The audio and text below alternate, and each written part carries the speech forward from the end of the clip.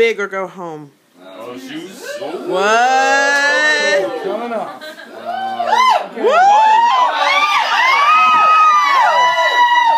Take it off. I haven't done this in front of this many people. I'm a little nervous. Could one of you fine gentlemen or ladies please give me an animal? A bear. Tiger. Bear?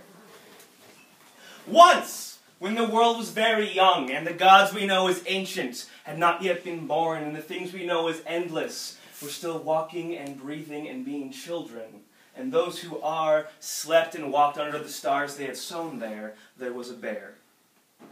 And she was old, and she was well loved, but she did not have her family anymore. They were gone. They had fled to the winds, going north where the cold bites you and scrapes at your skin and furrows it into freckles and bumps.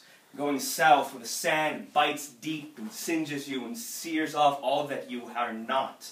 Going west and east into the waves and the waters to live in the grasslands and sleep underneath the sacred sun. This bear was lonely. She was tired of not having her family, and she was sick of sleeping alone every night. So her children gone, and her husband dead, she said to herself, I am going to find myself a new family. And she left her cave and went south first. South until the sands covered her, and until the wind picked her up and would push her through the dunes, and until the lizards and the cactus were gone, and there was nothing but cracked wastes. And she looked around and said, there is no one here. And she went west then, over the cliffs and down the stones into the sea. She swam, and she played.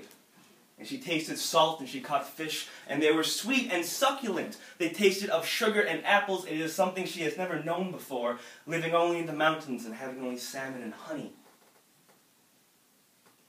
But she found no bears there. She found none like her, and she said, there is no one here. There was only food. And she went north next. She wandered through the snowdrifts. She left no trail, for she was too old now and too withered to have any prints. And the snow came, and she did not sleep like she should have. And she walked and she wandered. And the birds would rest on her, and they would let her carry them to their destination, to their nest, and to their eggs. And the squirrels would nestle under her, in the folds of her skin and fur, hanging loosely from her bones. And they would let her carry them to their trees and to their homes. And she held many things then, but she did not find any bears, and she said, there is no one here.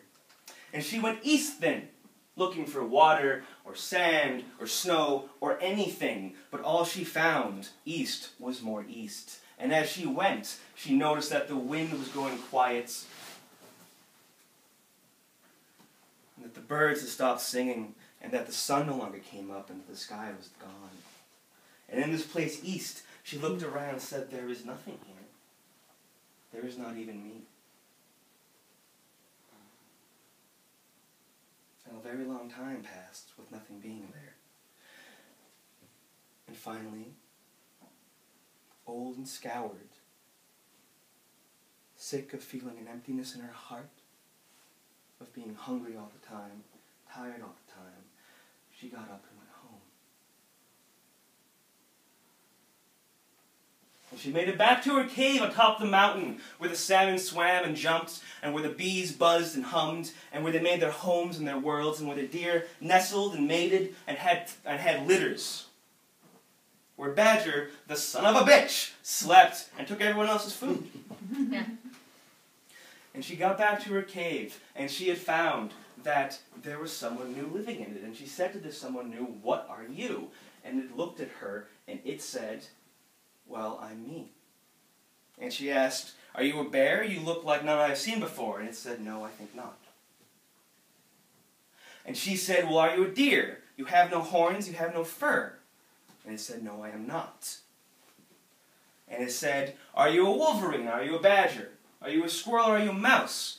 You have no tail, your ears rest on the side of your head, you stand up, what are you? And it said, I don't know.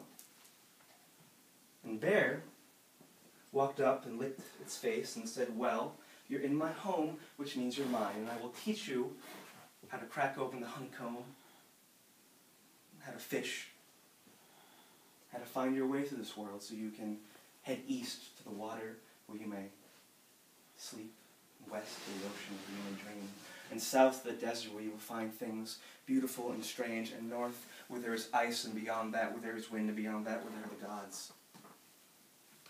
And when you are lost and you find yourself in nothing, I will be there for you, waiting to sing you out of your sleep and to give you a reason to come back to me."